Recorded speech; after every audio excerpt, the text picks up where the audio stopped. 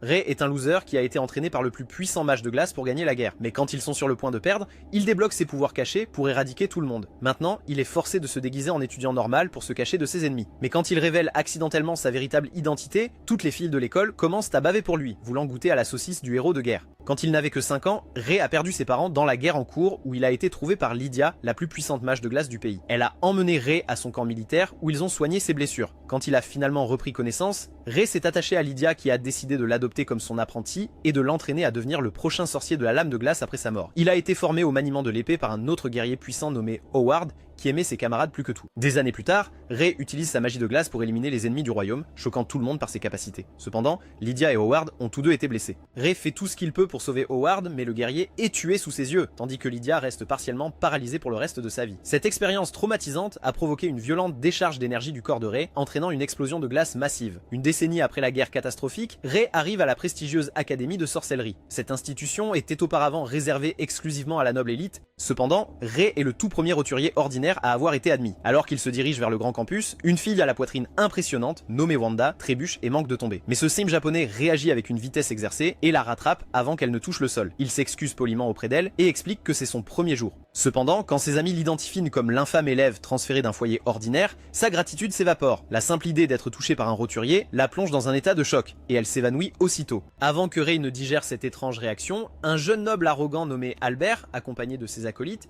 s'avance pour l'affronter. Albert ne perd pas de temps à insulter Ray pour son statut de roturier, et va même jusqu'à se demander comment une personne si humble pourrait faire partie de leur estimée académie. Il s'élance pour saisir Ray par le col, mais ce simp esquive l'attaque maladroite avec élégance, choquant tous les étudiants autour de lui. Alors que la situation menace de dégénérer, une voix autoritaire transperce la tension. Emilia Rose, une rousse dotée d'un ensemble extraordinaire de Munchkin, intervient. Il se trouve qu'elle est la fille de la plus puissante des 3 grandes maisons nobles, et sa seule présence suffit à faire taire les badauds. Elle réprimande Albert pour être un mâle bêta, déclarant que quiconque est capable de réussir l'examen d'entrée a gagné sa place à l'académie, quelle que soit sa lignée. Humilié par cette stupide petite tirade, Albert et ses partisans battent en retraite. Plus tard, Ray remercie Emilia pour son aide précieuse et ils font connaissance. Quelques heures plus tard, lors de leur premier cours, Ray s'installe à sa place alors que la professeure, Madame Gray, commence sa leçon. Elle décrit le système mondial de sorcellerie, expliquant les 5 rangs, bronze, argent, or, platine et le rang ultime de grand. Elle précise que le titre de grand n'est détenu que par 7 sorciers vivants dans ce monde. Madame Gray parle également des héros de la Grande Guerre, en particulier du plus puissant d'entre eux, le sorcier de la lame de glace qui a vaincu à lui seul un continent entier avant de disparaître mystérieusement. Incapable de retenir son esprit de singe stupide, Albert perturbe encore une fois la classe et demande à savoir pourquoi un roturier est présent dans une école qui vise à former de grands sorciers. Cependant, Mademoiselle Gray lui explique poliment que la valeur d'un sorcier se mesure à ses compétences, non à sa lignée, et que seuls ceux qui réussissent l'examen sont admis à cette académie. Pour leur premier exercice pratique, Mademoiselle Gray explique les catégories fondamentales de la matière. Elle démontre sa maîtrise en faisant apparaître un superbe bouquet de roses de cristal de nulle part, comme une vraie de vraie.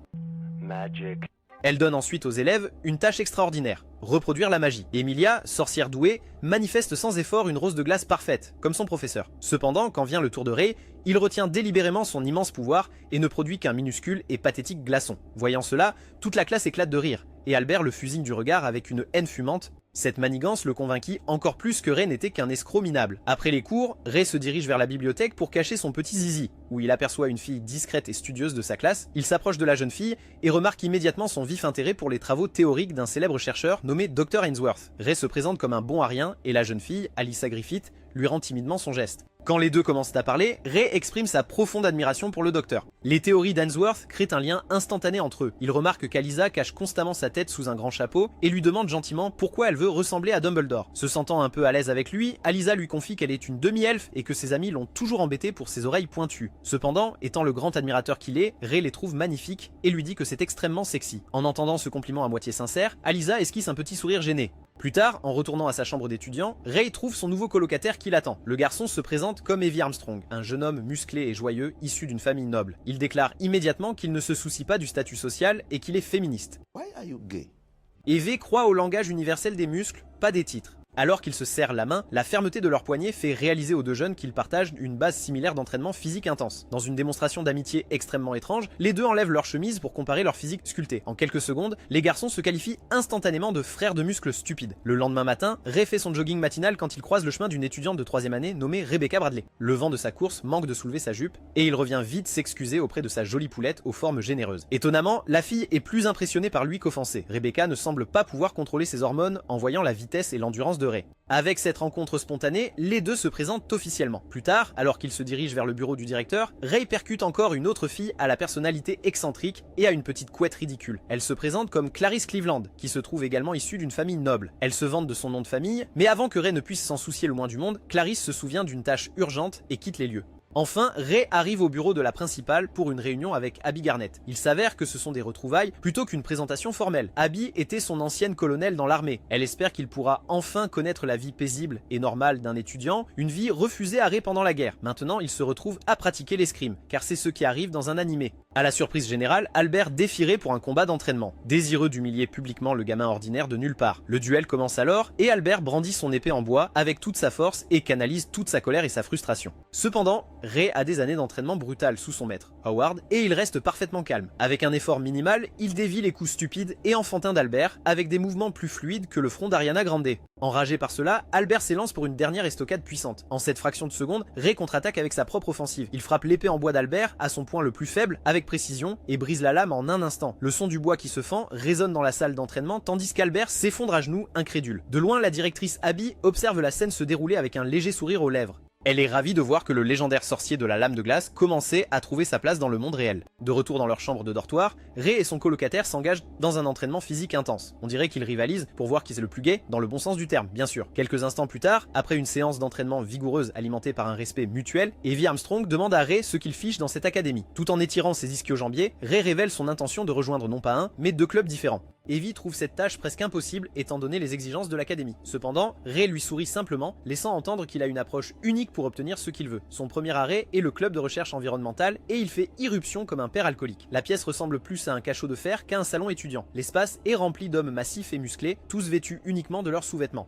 Avec leurs égos gonflés aux protéines, les gars remarquent immédiatement le physique ordinaire de Ray. Evie, déjà membre de ce club de recherche, observe la scène se dérouler tandis que le chef du club s'interroge. Pourquoi quelqu'un d'aussi chétif oserait rejoindre leur rang? En réponse à leur défi de prouver sa valeur, Ray retire son uniforme sans prévenir. Immédiatement, la pièce se tait alors qu'il révèle une silhouette parfaitement sculptée qui rivalise même avec la leur. Les hommes fixent cette petite grenouille ordinaire avec incrédulité, tandis que l'un d'eux affirme même qu'elle est sous stéroïdes. Pour étayer sa déclaration, Ray présente une licence de chasseur d'or. Il s'avère que cette licence est une carte à la fois rare et prestigieuse, qui atteste qu'il est l'un des individus les plus compétents qui soit, s'étant entraîné au cœur des forêts reculées et périlleuses. À ce stade, ses références et son physique sont indéniables, le chef lui tend la main et l'accueille dans leur fraternité de muscles. Avec ça, toute la pièce éclate en une clameur inutilement stupide. Ce son chaotique montre clairement que ce club est moins axé sur la recherche et plus sur le fait d'être un asile pour des fous. Ayant sécurisé sa place parmi les titans, Ray se dirige vers sa deuxième cible, le club de jardinage. L'atmosphère ici est tout à fait opposée. Le quartier général est une pièce calme et raffinée où un groupe de filles, dirigé par la douce élève de 3e année Rebecca Bradley, sirote du thé comme une grand-mère. Ray exprime poliment son intérêt à rejoindre le club. Il explique que même sur les champs de bataille les plus brutaux de la guerre, il a toujours trouvé la vue d'une seule fleur extrêmement apaisante pour ses yeux idiots. Rebecca pense qu'il veut juste la séduire. Et hésite un moment, mais juste à ce moment-là, l'une de ses amies, une fille à la langue bien pendue nommée Dina, se lève immédiatement pour protester. Elle accuse ouvertement Ray d'avoir des intentions cachées, affirmant qu'il ne rejoint qu'à se rapprocher de Rebecca, qui est une fille noble d'une des grandes familles. Respectant les inquiétudes de son amie, Rebecca permet à Dina d'organiser un test pour évaluer la sincérité de Ray. Alors Dina le conduit sur la terrasse stérile et envahie de mauvaises herbes, et lui lance un ultimatum. Elle demande à Ray de transformer ce terrain vague en un magnifique jardin fleuri en une semaine. C'est une tâche monumentale conçue pour l'échec, mais Ray doit entrer dans ce pantalon, alors il se met immédiatement au travail. Le premier jour, il débarrasse à lui seul tout le toit des mauvaises herbes. Le deuxième jour, il laboure méticuleusement et travaille la texture du sol, puis le prépare pour la plantation. Dès le troisième jour, Ray pose déjà des canaux en béton et des murs de briques pour créer des parcelles structurées pour différents types de fleurs.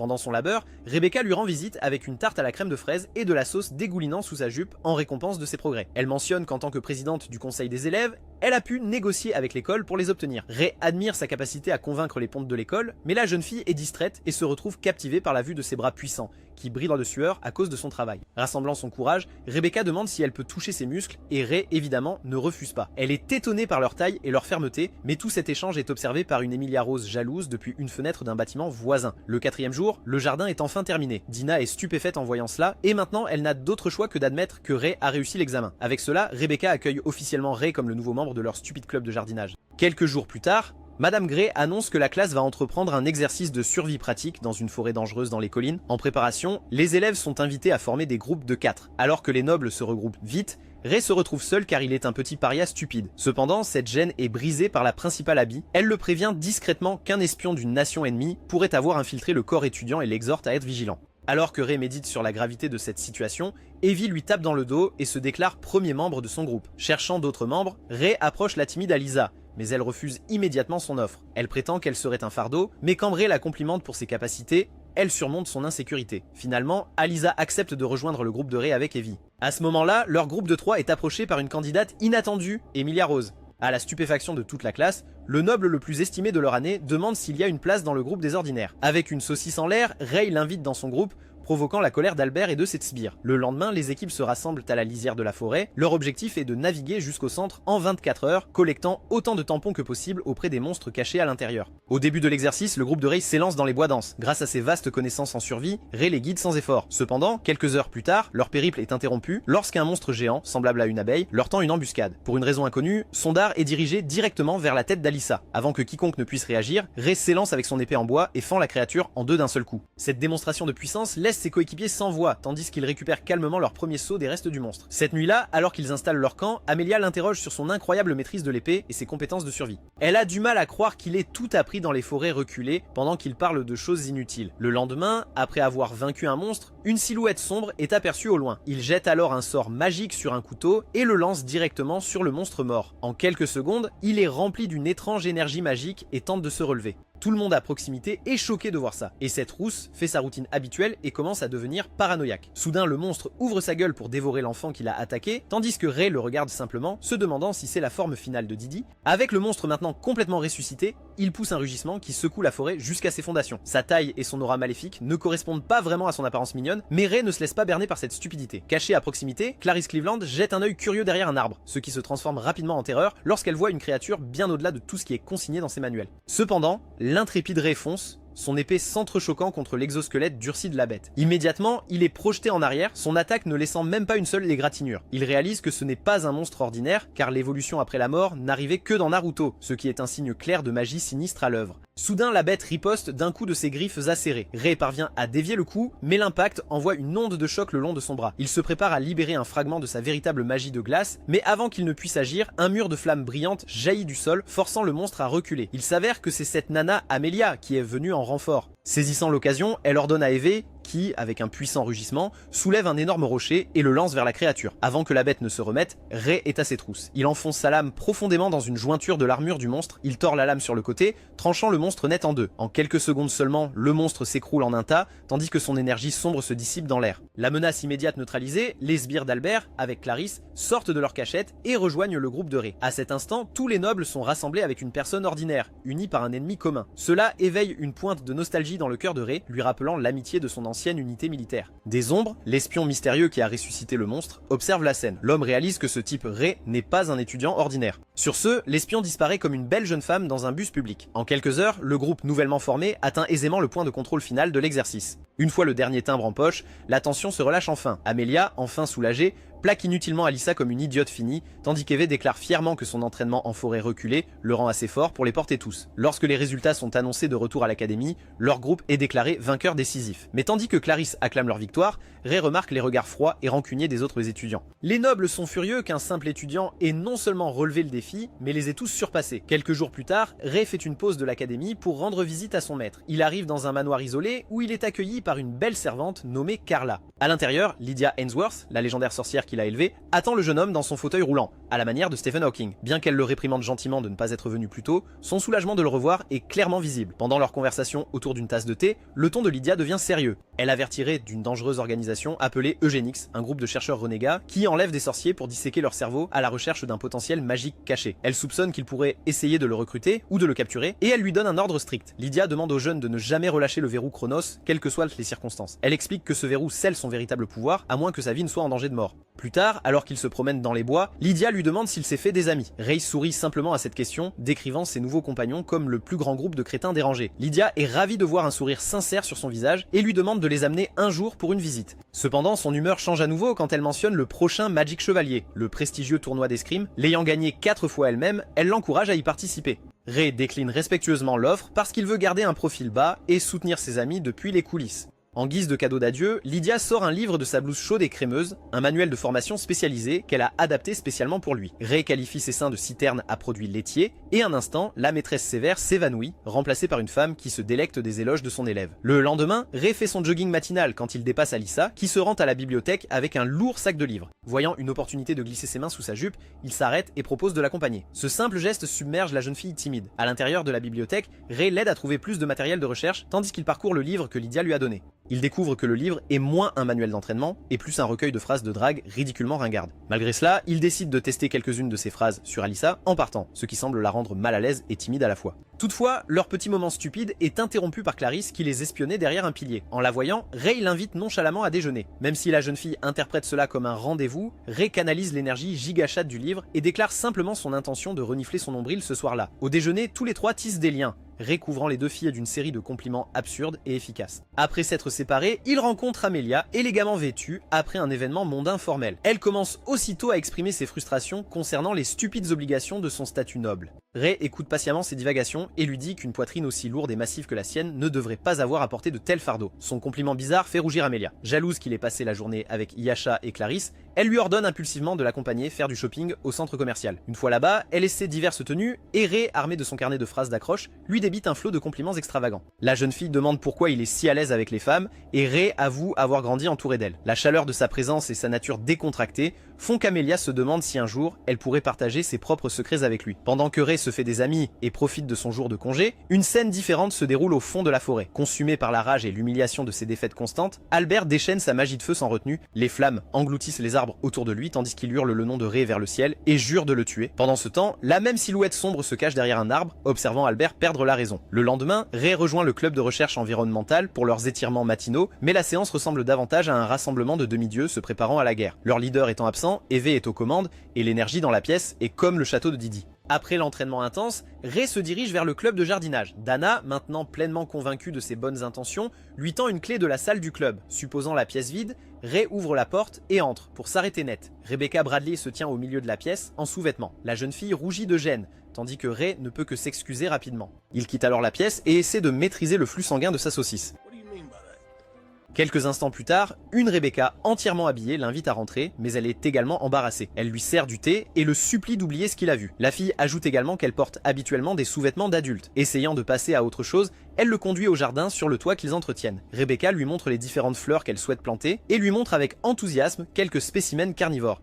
En discutant, elle admet qu'elle est contente que Ray ait rejoint le club, car, en tant que fille d'une famille noble, les autres étudiants sont trop intimidés pour l'approcher. Puisque Ray est un garçon ordinaire, stupide et un peu dégoûtant, il est la première personne à qui elle peut parler normalement. Pendant un moment, elle a eu l'impression que sa confession sincère avait renforcé le lien entre eux. Le jour suivant, l'académie organise ses matchs qualificatifs pour le tournoi de chevalier magique. Les règles sont simples, si vous gagnez, vous êtes qualifié, mais si tu perds, tu es un fan de Kai Cenat. Amelia Rose est la première à concourir et son match est une leçon de maîtrise en efficacité car c'est terminé en quelques secondes. D'un seul coup, elle envoie l'épée de son adversaire voler et assure sa victoire. Mais au lieu de partir, Amelia se retourne et lance un autre défi qui fait taire la foule. Elle veut affronter ce petit simple Ray White. Comme prévu, Ray accepte le duel sans hésitation et monte sur le ring. Le duel commence avec Amelia à l'offensive immédiate et elle déchaîne une rafale d'attaques rapides mais incroyablement féminine. Ray tient bon, utilisant son épée en bois pour former une défense parfaite. Il parvient à bloquer et à rediriger chacun de ses mouvements sans effort. Ray remarque son incroyable vitesse, mais il sent aussi le manque d'intention féroce derrière ses coups. À ce moment-là, le rythme familier du combat éveille un souvenir ancré de l'entraînement avec son père adoptif, Howard. Cependant, ce flashback aiguise ses instincts.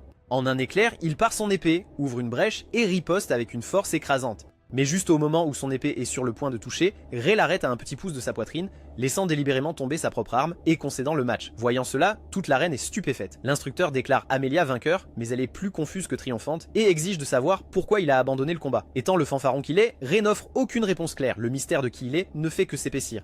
Plus tard, l'heure déjeuner est interrompue par Albert. Plus amer encore. Toujours furieux de ses défaites précédentes, il claque ses poings sur leur table et défie Ray en duel sans merci. Pris de pitié, Ray accepte calmement le combat. Pour cette bataille, il se déplace vers une clairière près de la forêt où Clarisse remarque qu'une barrière magique les a isolés du monde extérieur. Albert jette une véritable épée en acier au pied de Ray, faisant comprendre que ce n'est pas un entraînement, c'est un combat à mort. Sans avertissement, Albert se jette sur Ray, mais il esquive facilement et ramasse la lame. Hurlant de rage, Albert déchaîne un torrent de boules de feu. Cependant, Ray se déplace comme Michael Jackson sur scène et dévie certaines de ses attaques tout en tranchant d'autres en deux. Frustré par son incapacité à le toucher, Albert intensifie la pression et invoque un énorme dragon enflammé qui rugit vers Ray. Même à ce moment-là, Ray fend le pouvoir magique d'un seul coup et l'éteint instantanément. Après avoir été vaincu littéralement et spirituellement, Albert s'effondre à genoux et se met à pleurer comme la petite amie d'Andrew Tate.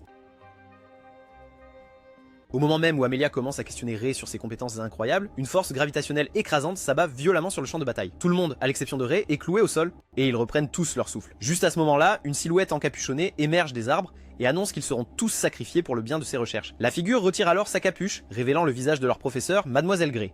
En voyant cela, l'esprit de Ray s'emballe, et il commence immédiatement à faire le lien. Le monstre évoluait dans la forêt, les événements étranges, tout a été orchestré par Miss Grey. Il est révélé qu'elle est membre de Genix, le groupe de recherche tordu dont Lydia l'avait averti plus tôt. Grey semble impressionnée par sa logique, mais elle lui dit quand même que ses aisselles sentent l'oignon. Sachant qu'il est un combattant rapproché, Grey invoque des serpents de feu jumeaux pour le tenir à distance. Il parvient à éviter leurs attaques, mais Grey se lasse vite de la poursuite et redirige cruellement les serpents de feu vers ses amis immobilisés. Alors que tout semble perdu, le dernier avertissement de Lydia résonne à ses oreilles sur le moment de prendre la décision. Alors, à ce moment-là, Ray cesse d'esquiver les attaques. Avec des excuses silencieuses à son maître, il libère le sceau. Immédiatement, une explosion de puissance glaciale jaillit de lui tandis qu'il libère le verrou de Chronos. Un immense mur de glace surgit du sol et intercepte les flammes à quelques centimètres de ses amis.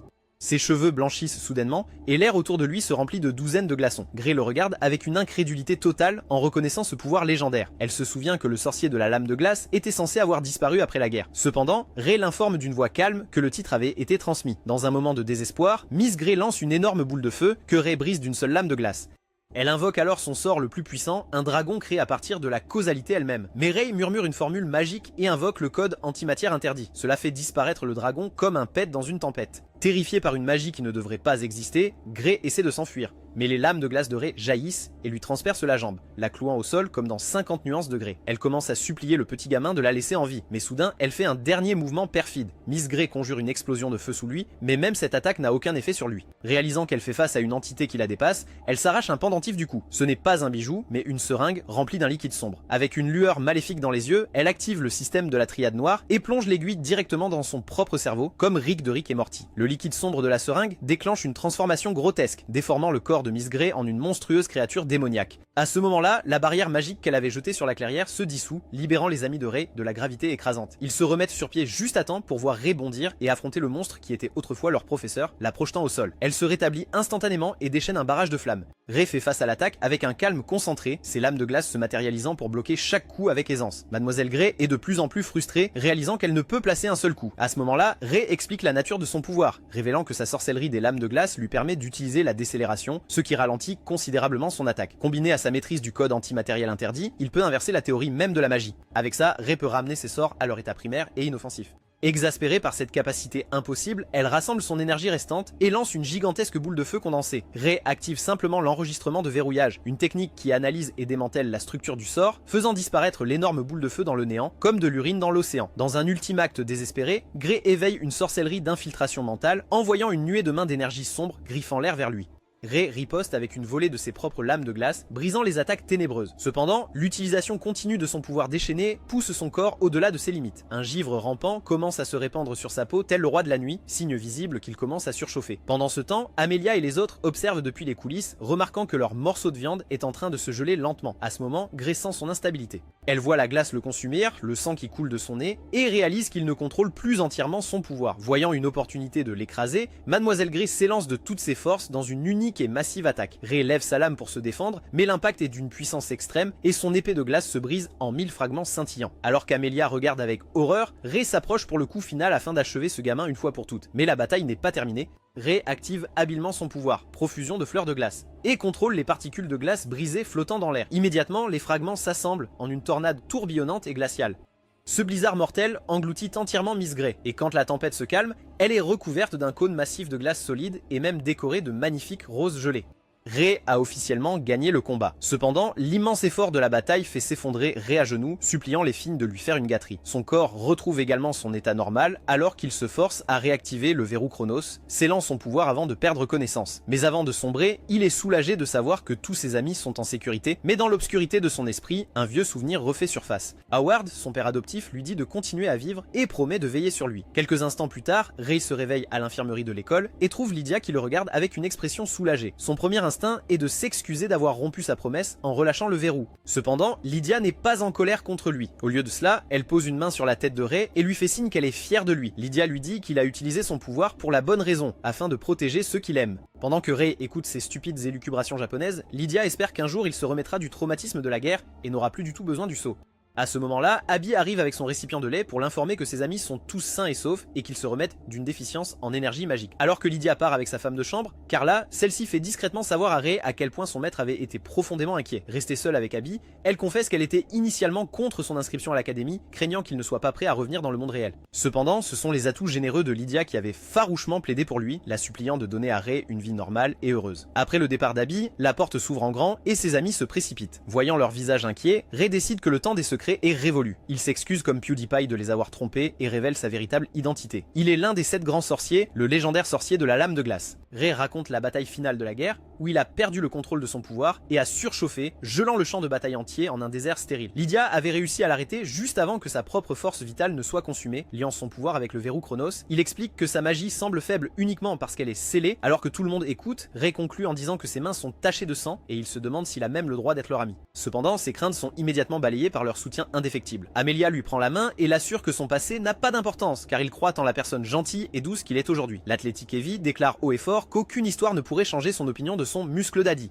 Alyssa et Clarisse partagent aussi le même sentiment, promettant que leur amitié est inconditionnelle. Submergée par l'émotion, Amelia le serre fort dans ses bras, jurant qu'il ne sera plus jamais seul. Ainsi, les douloureux souvenirs de ses camarades tombés au combat sont apaisés par le soutien de ses nouveaux amis. Plus tard, cette nuit-là, une étrange silhouette se glisse dans sa chambre. Il s'avère que c'est le maléfique Albert Alama. Cependant, Ray est bien éveillé et l'attend, observant un Albert humilié s'excuser pour tout ce qu'il a fait. Sans hésiter, Ray lui pardonne, car il croit qu'admettre ses erreurs demande une vraie force. Ce simple acte de pardon aide Albert à réaliser que sa haine était une faiblesse, pas une force. Une logique extrêmement farfelue, soit dit en passant. Le lendemain, Ray retourne en classe après s'être complètement rétabli. Les élèves sont informés que Mademoiselle Grey est partie et qu'un remplaçant prendra le relais. La porte s'ouvre pour révéler une femme aux cheveux roses vifs, une féministe typique. Au choc de la classe, et à l'horreur personnelle de Ray, Carole Caroline, son ancienne camarade et la seule personne qui le rend fou, bondit vers l'avant de la pièce et se présente joyeusement comme leur nouvelle professeure. Dans la solitude de son bain privé, Amelia Rose voit ses pensées entièrement consumées par Ray White. La révélation de sa véritable identité, le sorcier légendaire de la lame de glace, est stupéfiante. Elle contemple l'immense fossé qui les sépare. Ray est un héros, une légende vivante, alors qu'elle n'est qu'une jeune noble, prisonnière des attentes familiales, dotée d'une poitrine exceptionnellement jolie. Elle se demande comment elle pourrait être son égale et, rougissante, se demande si un homme de sa stature pourrait s'intéresser à elle. Le lendemain, leur nouvelle professeure, la joyeuse et chaotique Carole Caroline, commence sa première leçon. Elle présente les détails du prochain tournoi des Chevaliers Magiques. Carole explique que l'Académie Émeraude, étant la championne de l'année précédente, bénéficie d'un privilège spécial. Ils peuvent s'inscrire avec 6 étudiants cette année au lieu des 5 habituels. Avec ses airbags ballottant constamment comme un pendule, Carole continue de s'étendre sur la gravité de ce tournoi. Tandis que la classe vibre d'excitation, Ray est rempli d'effroi. Il va ensuite voir la directrice Abby, furieux, et la supplie de renvoyer Carole de l'académie. Alors qu'elle refuse la suggestion, Ray propose même d'enseigner le cours lui-même. Il essaie de convaincre la directrice de renvoyer immédiatement la remplaçante agaçante, mais elle précise que Carole est extrêmement amicale et possède un ensemble impressionnant de pointes dures sur sa poitrine. Pendant que Ray poursuit sa tirade, la dame en question apparaît derrière lui, le taquinant de manière joueuse, juste devant le directeur. Quelques jours plus tard, les matchs de qualification de l'académie commencent. Ray se tient dans les gradins avec Clarisse, qui veut désespérément sauter sur ses genoux. Il regarde les combats et montre une capacité étrange à prédire chaque issue, ce qui effraie un peu Clarisse. Quand c'est le tour d'Amelia, elle entre dans l'arène et bat son adversaire en quelques secondes. Pourtant, en quittant le ring, son expression n'est pas celle du triomphe, mais d'une profonde déception. Pour une raison quelconque, Ray comprend ce sentiment et est déterminé à savoir ce qui tracasse Amelia. Quelques instants plus tard, il cherche Rebecca pour comprendre pourquoi Amelia est déprimée. Rebecca lui explique la source de l'anxiété d'Amelia. Sa plus grande rivale, une sorcière de l'Académie d'âme nommée Ariane Holgren, participe également. Les deux étaient autrefois des amis inséparables, mais leur relation s'est brisée après qu'Ariane a vaincu Amelia lors d'un précédent duel. Cette histoire personnelle est aggravée par l'immense pression du père d'Amelia, qui lui a ordonné de gagner le tournoi à tout prix. Alors que les qualifications continuent, Amelia domine tous les matchs comme Conor McGregor à son apogée, faisant que ses amis célèbrent depuis les coulisses. Cette victoire lui assure une place de représentante pour le tournoi principal. D'autre part, Albert parvient également à se qualifier, s'assurant la 2e place. Pourtant, à chaque victoire, la mélancolie entourant Amelia ne fait que s'accentuer. Même si ses amis se mouillent sous leurs jupes, elle ne semble pas du tout apprécier sa victoire. Plus tard ce soir-là, Ray confronte Amelia alors qu'elle retourne seule à son dortoir. Sans perdre une seconde, Ray lui dit qu'il sait qu'elle n'est pas satisfaite de ses victoires et qu'elle doute de sa capacité à affronter sa rivale. Le tournoi étant encore dans un mois, Ray lui fait une offre. Il l'entraînera personnellement en utilisant les méthodes secrètes du livre de son maître comme base pour son développement. Voyant la conviction inébranlable dans ses yeux et une protubérance massive dans son pantalon, Amelia accepte immédiatement son offre. Avec cette décision, elle s'est inscrite à son insu pour un mois d'entraînement tortueux avec le sorcier de la lame de glace en personne. Cette nuit-là, Amelia fit un rêve très vif d'un souvenir de son enfance. Elle se souvient de la première fois qu'elle a rencontré une fille nommée Ariane. Amelia se souvient de s'être enfuie avec cette petite fille sur un balcon, partageant de la nourriture et devenant les meilleurs amis du monde. Les filles vivaient leur vie comme des enfants normales, sans le moindre souci du monde réel. Elles n'utilisaient même pas TikTok. Soudain, le rêve bascule vers un coucher de soleil où elle et Ariane s'étaient promis d'être amies pour toujours. Elles s'étreignent comme des petites filles parce que c'est ce qu'elles étaient. Mais à ce moment-là, le souvenir s'aigrit et Amelia commence à revivre le duel qu'elle a perdu. Elle se souvient qu'Ariane lui a tendu la main pour l'aider à se relever, mais la jeune fille qu'elle était, consumée par la fierté et la pression de sa noblesse, s'est simplement levée et est partie. Ce petit acte de jalousie et d'orgueil a brisé leur amitié sans un mot. Au milieu de la nuit, Amelia se réveille le cœur lourd. Elle comprend qu'elle a ruiné son lien avec sa plus chère amie, juste à cause d'un stupide titre de noblesse. Dès le lendemain, son nouveau régime débute. Ray, affublé d'un étrange masque et se déclarant son maître, lui intime l'ordre de suivre ses instructions sans la moindre question. Sa première tâche est une course éreintante de 20 km autour de l'école sans l'aide d'aucune magie. La jeune fille n'a pas d'autre option, elle accepte donc ce régime. Ils commencent à courir autour de l'enceinte de l'académie, mais l'entraînement ne fait qu'escalader en brutalité. Ray la force à faire des pompes lestées à un bras, des tractions, et la tâche de Sisyphe de faire rouler un énorme rocher en haut d'une colline, seulement pour qu'il retombe sur elle à plusieurs reprises. Le fardeau physique est si lourd qu'elle commence à s'endormir en classe, ce qui inquiète profondément ses amis. Un matin, Amelia tente de sécher une séance. Cependant, sa tentative d'évasion est ruinée lorsque Ray se présente au dortoir des filles et se met à taper bruyamment sur des casseroles, annonçant à grands cris que c'est le réveil à Linesworth. Le vacarme attire Rebecca et Dina, qui le réprimandent pour le dérangement. Pendant qu'il est distrait, Ray aperçoit Amelia qui tente de s'éclipser comme Pablo Escobar et court aussitôt après elle.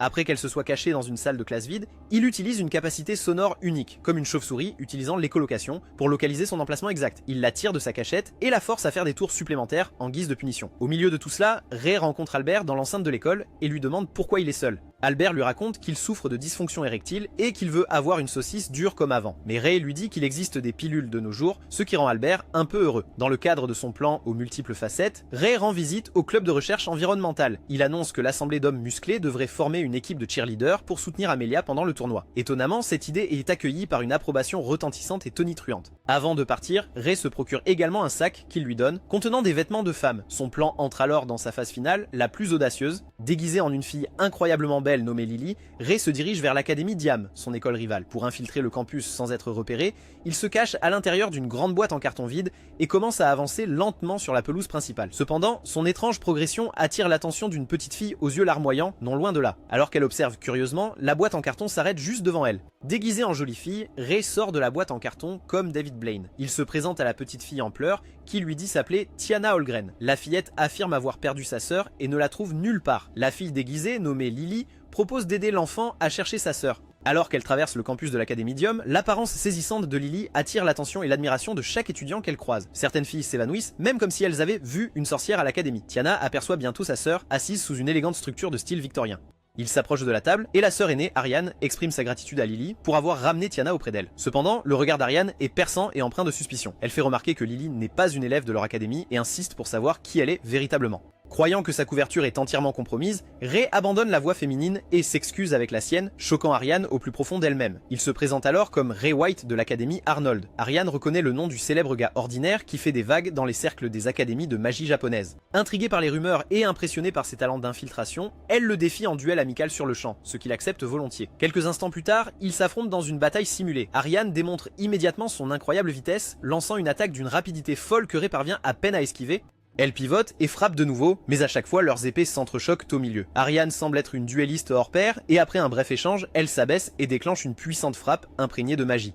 Même si Ray parvient à se défendre, la puissance du coup brise son épée en deux, mettant fin prématurément au duel. Il est clair que cette Ariane est la gagnante, mais elle va certainement perdre à l'avenir. Après le combat, elle demande si Ray participera au tournoi. Il répond que non, expliquant que son but était d'aider un ami à s'entraîner, un ami qu'Ariane connaît très bien.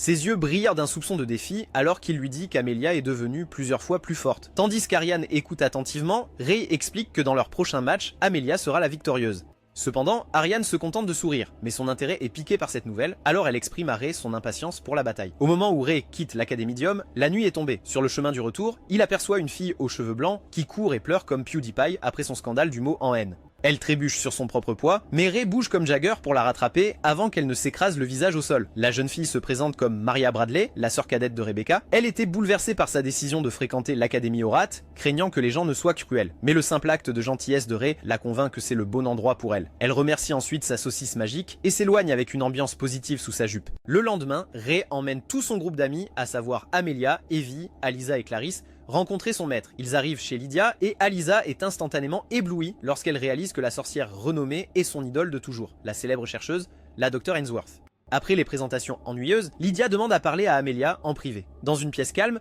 elle rassure la jeune fille anxieuse de sa propre force. Elle révèle que Ray lui a envoyé des lettres constantes détaillant les progrès d'Amelia et exprimant sa propre inquiétude à son égard. À mesure que la jeune fille se sent plus à l'aise avec elle, Lydia dit à Amelia que pour vraiment changer, elle doit apprendre à faire confiance à ses amis. Et dans son cas, elle doit faire confiance à Ray. Et parfois même masser sa saucisse avec sa bouche. Après cette sérieuse conversation, Lydia invite tous les enfants à nager dans sa piscine privée, comme une célèbre productrice de musique. Cependant, l'ambiance légère est rapidement gâchée lorsqu'une Carola Caroline, complètement ivre, arrive et lance un sort qui fait disparaître les maillots de bain de tout le monde.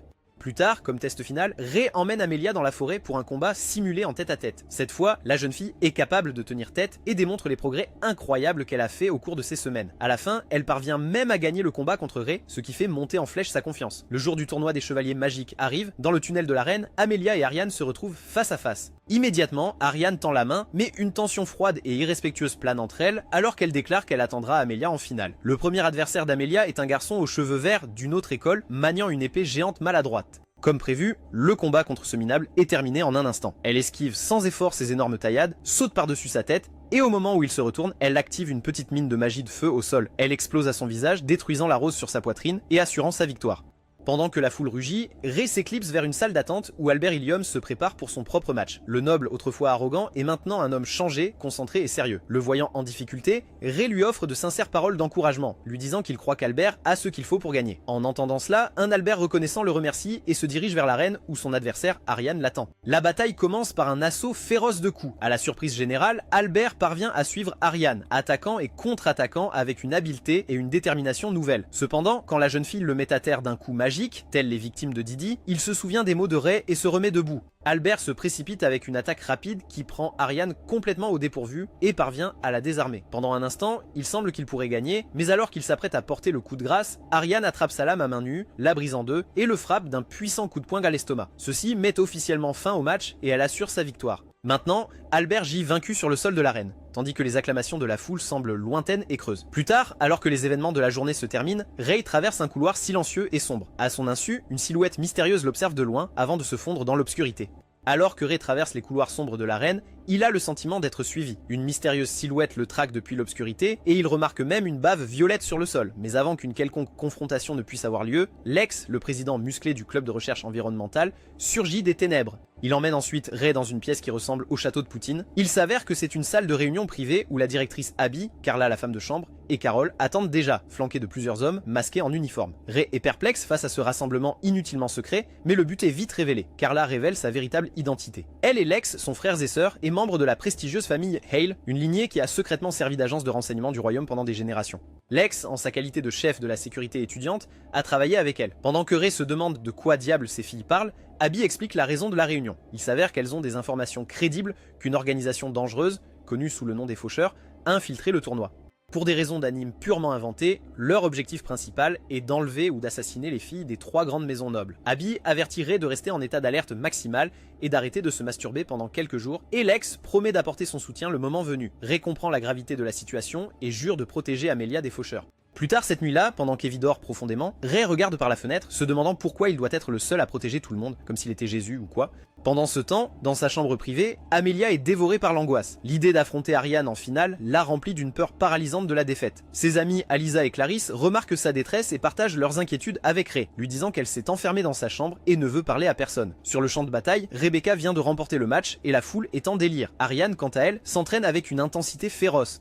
Dans une salle d'entraînement privée, elle déchaîne une combinaison furieuse de coups de pied et de poing sur un sac de frappe. Sa puissance féminine est si immense que son coup final fait exploser le sac. À ce moment-là, son père, l'air stupide, entre et loue son dévouement, exprimant son espoir qu'elle sera tout aussi impitoyable envers Amelia. Avec un masque de détermination et les airbags d'un pick-up, Ariane lui promet qu'elle gagnera quoi qu'il arrive. Cette nuit-là, Ray décide qu'il doit faire quelque chose concernant l'état mental d'Amelia qui se détériore. Il va à son dortoir et se tient devant sa porte verrouillée. Il ne frappe pas, mais lui parle plutôt, sa voix traversant le bois. Il confesse que quand il l'a rencontrée pour la première fois, il avait peur de s'approcher trop, de laisser quiconque entrer dans son cœur, alors il a gardé ses distances. Mais maintenant, il veut comprendre ce qu'elle enfouit en elle-même, quelle peur elle dissimule. Ray lui dit qu'il est prêt à affronter ses peurs avec elle.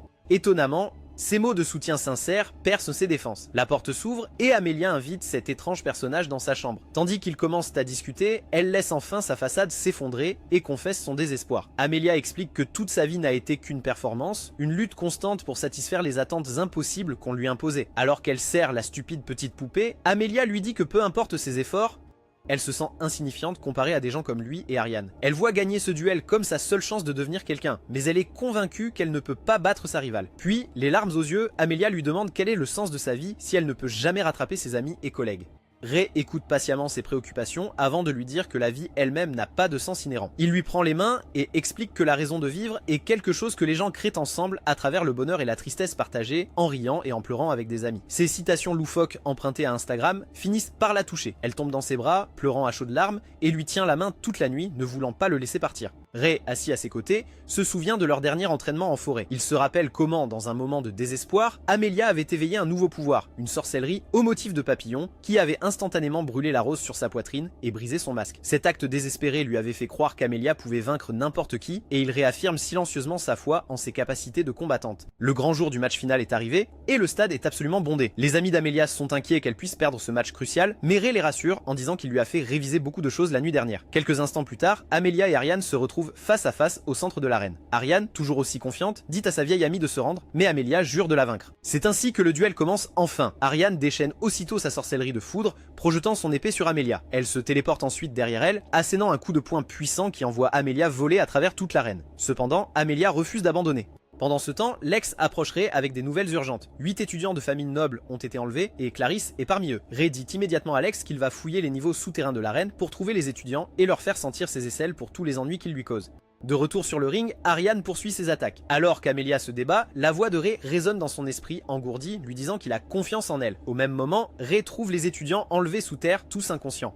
Alors qu'il réveille Clarisse, une barrière d'interférence surgit soudainement autour d'eux, les piégeant. Ils sont maintenant encerclés par les infâmes faucheurs. Cependant, en guerrier qu'il est, Ray prend ses responsabilités et commence à combattre ces monstres. Le combat dans l'arène s'intensifie. Ariane déchaîne sa sorcellerie ultime alors que sa puissance atteint un niveau incroyable. Amelia est submergée par cela, mais Ariane bouge comme un éclair, faisant tomber Amelia encore et encore. Chaque os de son corps lui fait mal et elle sent sa conscience commencer à s'éteindre. Mais juste au moment où le désespoir s'installe, les visages de ses amis défilent devant ses yeux. De l'entrée de l'arène, elle entend la voix agaçante de Ray crier son nom, l'exhortant à se relever. Levant la tête, quelque chose en elle s'éveille. Une étincelle rouge brille dans ses yeux et elle lance un sort magique. Instantanément, un puissant faisceau d'énergie rose rempli de papillons jaillit autour d'elle, une aura protectrice qui emplit tout le stade. Ariane interrompt son attaque, son visage un masque de stupeur totale face à cette puissance inconnue et écrasante. Amelia se tient enveloppée dans une aura chatoyante d'énergie rose remplie de papillons magiques. Elle est devenue littéralement intouchable. Depuis la cabine des commentateurs, Carol identifie ce pouvoir comme l'interférence conceptuelle, une magie incroyablement rare issue de l'effet papillon de la théorie du chaos. Elle explique que cela permet à Amelia de manipuler la causalité, annulant les actions d'Ariane juste avant qu'elles ne se produisent.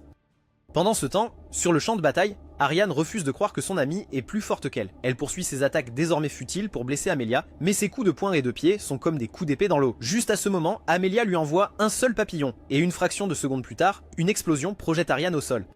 Cependant, la contrainte d'utiliser son nouveau pouvoir pèse sur Amelia. Du sang commence à perler de son nez, signe évident que son engramme est surchargé et qu'elle est proche de la surchauffe. Pourtant, elle refuse de céder. Ariane, tout aussi déterminée, se remet debout et elles se ruent l'une sur l'autre. Les filles échangent des coups comme des chattes enragées, mais Ariane réussit à placer un coup de pied puissant. Elles se donnent des coups de tête, chancelant toutes deux sous l'impact, alors que tout le monde dans le stade est debout, les filles s'affrontent comme Jake Paul et Mike Tyson. Avec leur dernière réserve de force, ils se précipitent pour un ultime affrontement désespéré qui se solde par une lumière blanche et paisible. Quelques instants plus tard, Ariane reprend connaissance et découvre sa tête posée sur les genoux d'Amelia. Le duel est terminé, elle a perdu le match. Malgré la défaite, elle complimente son amie sur la force qu'elle a acquise. En entendant cela, Amelia pleure de soulagement et attribue sa victoire à ses amis qui ont cru en elle, mais elle admet qu'Ariane était la vraie raison pour laquelle elle s'était forcée d'être meilleure. Ariane confesse que sa propre exigence sévère était une tentative d'être un modèle digne pour Amelia. La vérité enfin révélée, les deux jeunes filles se réconcilient en larmes, s'étreignant comme elles le faisaient quand elles étaient enfants.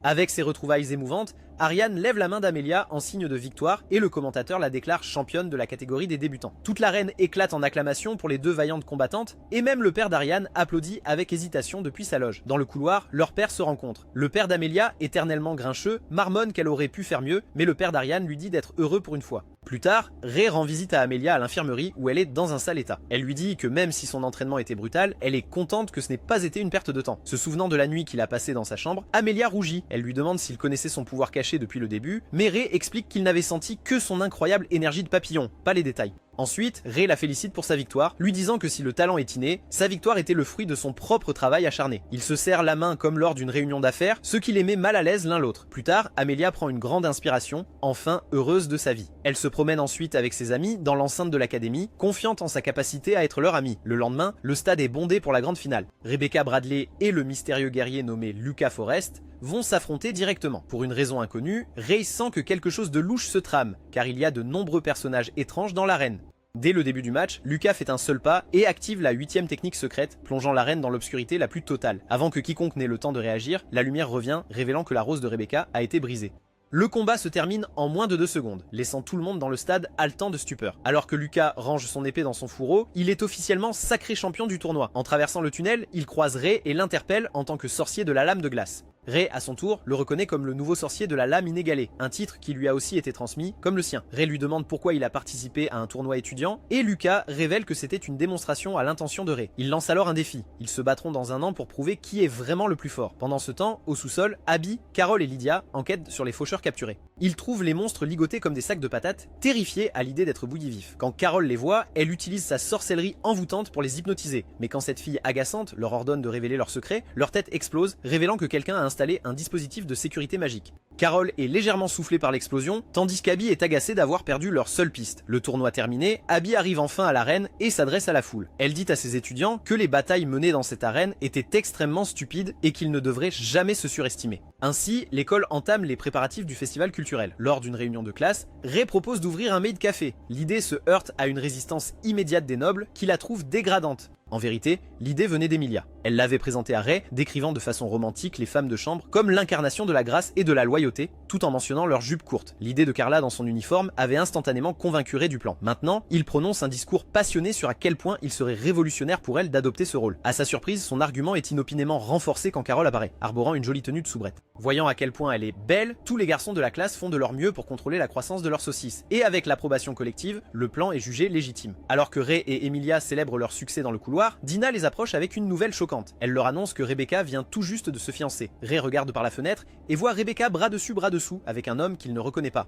L'histoire derrière les fiançailles soudaines de Rebecca commence dans une pièce faiblement éclairée où son père signe un contrat de sang avec un homme nommé Evan Bernstein. Puisqu'il s'agit d'un anime magique, l'accord fut scellé par un sceau magique. Evan offre une vaine assurance que sa fille sera en sécurité. Ailleurs, un géant grotesque aux cheveux roses, connu sous le nom de Glouton, draine la force vitale d'un mage vaincu. Alors qu'il jette le corps sans vie, un mystérieux sorcier masqué apparaît. Ressemblant à Dark Vador adolescent, le sorcier raille Glouton pour ses méthodes brutales, avant d'utiliser une main magique pour extraire le cerveau du mage défunt.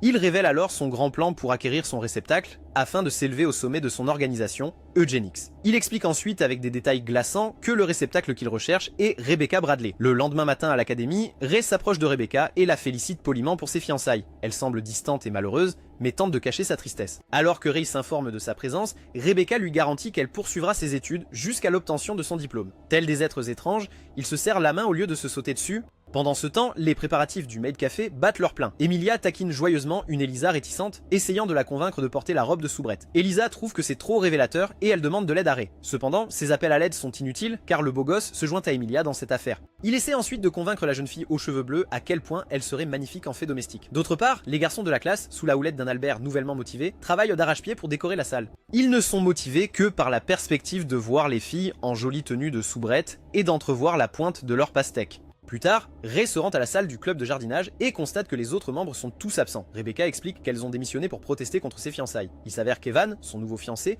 était auparavant fiancé à une autre membre du club. Et les autres filles voient Rebecca comme une traîtresse. Réalisant que la charge de travail supplémentaire leur incombe désormais à elle et à Dina, Ray leur propose son aide. Alors qu'il s'apprête à partir, Dina le prend à part comme un délinquant en série. Elle lui confie que toute la situation lui semble extrêmement étrange. Cette fille Rebecca cache clairement quelque chose. Et le fait qu'Evan ne vienne pas d'une des 3 plus grandes maisons nobles rend ses fiançailles politiques très suspectes. Pendant qu'elle discute, Dina se demande si Rebecca est en danger et demande à Ray de veiller sur elle. Sans hésitation, ce simp accepte de garder un œil sur cette jeune fille éternellement déprimée. Cette nuit-là, Ray rend visite à Lydia pour lui expliquer toute la situation. Rebecca est triste. Elle convient que les fiançailles sont profondément suspectes, d'autant plus que Rebecca n'est pas encore majeure. Elle charge ensuite Carla de lancer une enquête approfondie sur la famille Bernstein.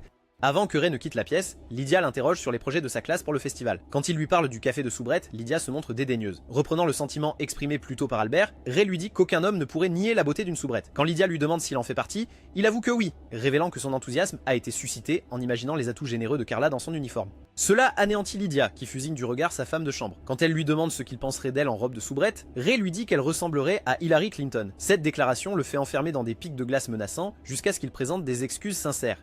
Dans le dortoir des filles, Rebecca est sous la douche quand elle est frappée par une vision saisissante. Elle voit un jeune Ray sur un champ de bataille, déchiré par la guerre, tentant désespérément, sans succès, de ranimer ses camarades tombés avec de la magie de guérison. Mais soudain, Rebecca est tirée de sa vision et se retrouve dans une douche inutilement grande. La vision est si intense qu'elle fait saigner son œil. À ce moment-là, sa sœur Maria la trouve dans cet état, et Rebecca dissimule rapidement l'incident, affirmant que ce n'était qu'un saignement de nez. Elle prétend être heureuse de ses fiançailles, mais dès qu'elle est seule dans sa chambre, elle s'effondre et pleure. Son esprit se remémore des souvenirs où elle protégeait la jeune Maria des brutes, contrastant avec le souvenir récent d'avoir repoussé sa sœur avec colère quand elle l'a interrogée sur les fiançailles. Dans un flashback, on découvre que Rebecca a 8 ans de plus que Maria, et qu'elle était comme une mère pour la petite. Cependant, leurs parents disaient toujours à Maria de devenir plus comme Rebecca, rendant la petite incroyablement triste. D'un autre côté, le jour du festival culturel arrive, les filles sont superbes dans leur tenue de soubrette. Ray les complimente toutes, ce qui fait fondre les filles presque immédiatement. Cependant, quand il continue de les louer pour leur beauté, Emilia devient joueusement possessive avec lui. Clarisse apparaît aussi, déguisée en fantôme pour la maison hantée de sa classe. Pendant ce temps, le directeur parle à l'agaçante Carole de la façon dont Ray se débrouille dans sa classe. Réalisant que l'enfant se débrouille plutôt bien, la principale Abby esquisse un doux sourire. Plus tard dans la journée, Ray propose de raccompagner Rebecca chez elle. Il parle de choses assez banales, comme le festival culturel de l'école, le prix des œufs, et ainsi de suite. Rebecca semble apprécier sa compagnie, mais à ce moment-là, Evan apparaît devant eux et prend le relais. Par cette courte interaction, il est clair que sa présence assombrit nettement l'humeur de Rebecca. Juste après leur départ, Lex apparaît et convoque Ray à une autre réunion urgente. Dans la pièce secrète, Carla révèle les résultats de son enquête. La maison d'Evan est un manoir abandonné et sinistre, sans trace de vie humaine. Il a assisté à des réunions politiques, mais tout cela n'est qu'une façade publique. Il conclut qu'Evan est presque certainement un membre d'Eugénix et qu'il convoite les yeux uniques de sorcière de Rebecca. Au même moment, dans un autre lieu, le sorcier masqué rencontre Gluton. Il déclare que Rebecca sera bientôt réveillée en tant que Cruz, ce qui mènera à l'ouverture des portes d'un lieu nommé Akasha. Il retire ensuite son masque, révélant son vrai visage. C'est Evan Bernstein. À l'intérieur du manoir, Evan accule Rebecca, lui rappelant qu'il a signé un contrat avec son père pour échanger ses yeux contre un billet pour un concert de Taylor Swift. Bro, what are you talking about, man? Il chuchote alors une menace contre Maria, et alors que Rebecca commence à pleurer, la fille se sent complètement impuissante dans sa situation, et elle verse des larmes de sang littérales de ses yeux. Dans son rêve, Rebecca est piégée dans un cauchemar éveillé. Sa conscience est renvoyée dans le passé sur un champ de bataille désolé et dévasté par la guerre. Elle est une observatrice invisible, regardant un jeune Ray s'agenouiller sur le corps sans vie de son père adoptif Howard. Le garçon canalise désespérément sa magie de guérison pour le ranimer, mais ses efforts sont vains. Une jeune Lydia s'approche et lui dit que c'est inutile, que la mission est terminée. Mais quand le garçon refuse d'accepter la réalité, elle gifle l'enfant en pleurs comme Chris Rock. Elle forcerait à affronter la vérité que Howard est mort avant de l'éloigner du champ de bataille. La vision est si intense et réelle que Rebecca en est bouleversée. De retour au présent, à l'école, le souvenir lui traverse l'esprit et elle se demande si le garçon de sa vision était vraiment Ray. Le lendemain à l'école, Maria trouve Ray. Elle se présente et après qu'il l'ait complimenté, elle lui demande en larmes son aide. Maria explique qu'elle s'inquiète pour sa sœur aînée, mais Rebecca a refusé de se confier à qui que ce soit. Ray la serre dans une étreinte réconfortante et promet de faire tout ce qui est en son pouvoir pour protéger Rebecca. À leur insu,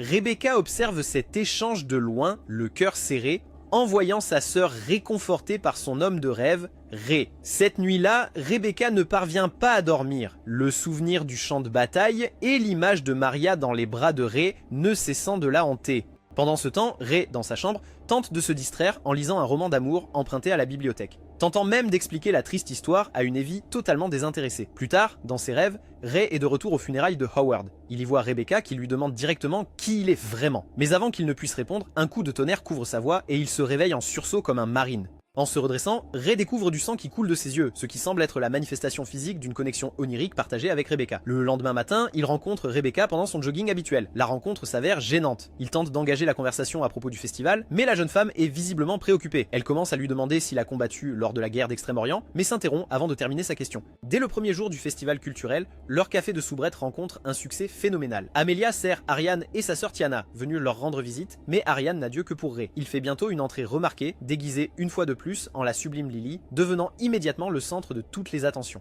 Dehors, Carol se lamente d'être coincée à la garde, manquant tout le plaisir. À l'intérieur, Ray, en Lily, sert Maria qui est sur le point de perdre la tête devant sa beauté. Même Amelia admet qu'il est terrifiante d'efficacité en fille. Plus tard, Ray enlève son déguisement et passe le reste de la journée avec Rebecca, se promenant dans le festival comme un couple. Ils profitent des diverses attractions, et même quand Clarisse essaie de leur faire peur au manoir hanté, leur plaisir partagé reste intact. Alors que le soleil commence à se coucher, Rebecca évoque le spectacle de feu d'artifice qui aura lieu le lendemain soir, mais elle s'interrompt brusquement, incapable de se résoudre à l'inviter, et retourne dans sa chambre. Alors que Maria quitte l'école, une mystérieuse femme aux cheveux blancs apparaît devant elle, lui délivrant un avertissement cryptique et glaçant. Rebecca sera bientôt tuée. Au même moment, Abby révèle la même sombre nouvelle à Ray au sein de l'unité de renseignement. Cependant, Lydia insiste sur le fait qu'ils peuvent encore réécrire son avenir, mais leur rencontre est interrompue par l'arrivée du père de Rebecca. Il confesse que ses actions ont mis la vie de sa fille en grave danger et supplierait de la sauver. Classique démonstration d'un comportement sans père. Pendant ce temps, dans une clairière forestière cachée, le sorcier Evan et le géant Glouton mettent au point leur plan. Evan annonce que les corbeaux seront bientôt réveillés, tandis que Glouton exprime son désir singulier de dévorer l'âme puissante de Ray.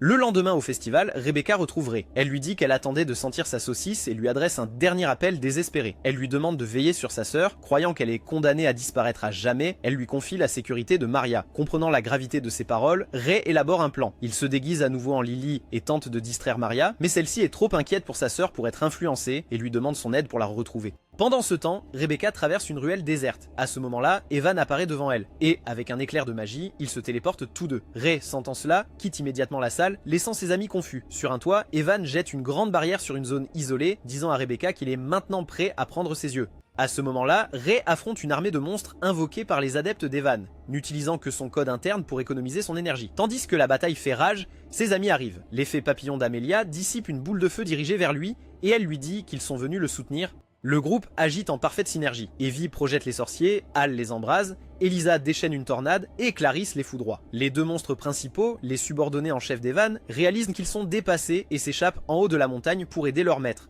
Al dit à Ray de suivre Rebecca. Ray retire enfin sa perruque, abandonnant son déguisement de Lily. En courant, il se souvient de l'entière confession du père de Rebecca. Le nom de famille Bradley était une malédiction sur leur lignée, due au bain de sang massif autour du Cruz originel. Il avait expliqué que Rebecca était née comme réceptacle pour cette entité ancienne, et si Cruz prenait entièrement possession de son corps, elle mourrait. Les séquelles de sa naissance en tant que réceptacle étaient si puissantes qu'elles avaient causé la naissance de sa sœur cadette, Maria, comme albinos, suggérant qu'elle aussi pourrait être un réceptacle potentiel. À ce moment-là, Ray réalise que les enjeux sont bien plus élevés qu'il ne l'avait jamais imaginé. À l'intérieur d'une barrière, de l'autre côté de la forêt, Rebecca est retenue captive par Evan Bernstein et ses partisans. Le géant Glouton descend monstrueusement du ciel tandis que la pauvre Rebecca ne peut que regarder avec désespoir. À ce moment-là, Evan porte son attention sur un mystérieux sorcier, masqué parmi ses rangs. Cependant, le déguisement de la silhouette se désintègre, révélant un visage identique à celui d'Evan. Ce sosie se transforme alors, abandonnant sa forme masculine pour révéler la véritable identité de la femme aux cheveux blancs, Liz. Le véritable Evan, enragé par son infiltration et sa tromperie, l'immobilise immédiatement avec une sombre sorcellerie, hurlant qu'il lui ôtera la vie pour avoir interféré avec ses plans d'atteindre Akasha en utilisant Rebecca comme réceptacle. Mais avant qu'il ne puisse frapper, Liz disperse ses flammes et téléporte Rebecca vers un endroit plus sûr à l'intérieur de la barrière. Elle pousse ensuite Evan dans un portail, l'envoyant vers une dimension inconnue. À ce moment-là, Ray arrive comme un vrai Jay Gluton désormais libre de toute entrave, fonce sur lui avide de dévorer son engramme. Toutefois, Liz crée un saut vitreux temporaire et parvient à stopper le géant. Elle se présente à Ray comme la sorcière de la fabrication, expliquant que Lydia et les autres sont au courant de son implication. Elle déclare que son plan est de forcer Rebecca à surchauffer et que c'est le devoir de Ray de sceller ensuite la puissance déchaînée avec son verrou Chronos, car son âme est la seule qui résonne avec la sienne. Selon lui, cette résonance est la seule cause de leur rêve partagé et la raison pour laquelle ses yeux ont saigné il y a quelques nuits. D'autre part, Glouton brise le sceau et renouvelle son attaque. Immédiatement, Ray invoque une épée de glace, mais la force brute du monstre est si immense qu'il la brise en 1000 morceaux d'un seul coup. Pendant ce temps, Liz entre dans le portail pour s'occuper d'Evan. À l'intérieur de l'autre dimension, Evan, consumé par la haine, s'injecte le système Dark Triad et se transforme en un monstre géant. Malgré cela, Liz demeure imperturbable et lui déclare que sa haine ne pourra jamais le rendre plus fort qu'elle. Elle invoque calmement une apothéose, un sort d'une puissance redoutable qui provoque l'autodestruction de son engramme, engloutissant sa forme monstrueuse dans les flammes. Alors qu'il s'effondre sous l'impact dévastateur, il la proclame la plus puissante des sorcières. Cependant, elle le corrige, affirmant que s'il y a un seul sorcier qui pourrait diriger le monde, ce serait le sorcier de la lame de glace. Pendant ce temps, dans la forêt en contrebas, les amis de Ri sont épuisés de combattre les vagues infinies de monstres.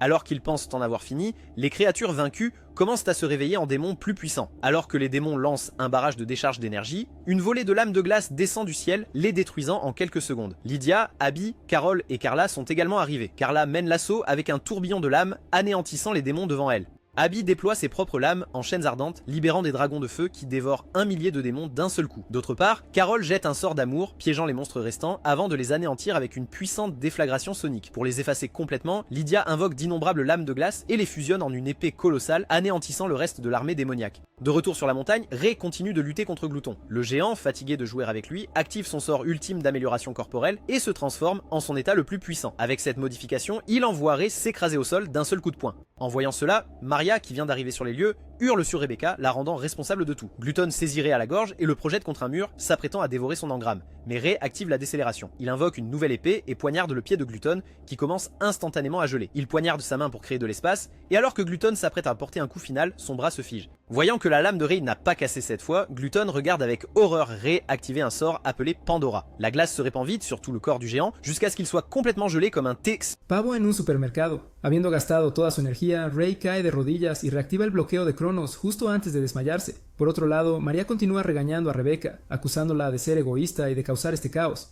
Rebecca finalmente estalla. Le dice a María que cierre la boca, gritando que estaba lista para sacrificar toda su vida por ella. Las hermanas se meten en una pelea física, con Rebecca abofeteando a María mientras le dice que, a pesar de ser una mocosa rebelde, siempre la ha querido como a su preciosa hermanita. La intensa explosión emocional activa los ojos de hechicera de Rebecca, y su poder empieza a sobrecalentarse y descontrolarse. Al mismo tiempo, Liz se materializa con el cuerpo derrotado de Evan y le dice al recuperándose Ray que ahora debe salvar a Rebecca. Amelia y los demás llegan, pero Lydia les advierte que se mantengan atrás. Entonces Ray penetra la barrera de energía caótica de Rebecca. Aparece ante ella, diciéndole que respeta su valentía y su amor por su hermana.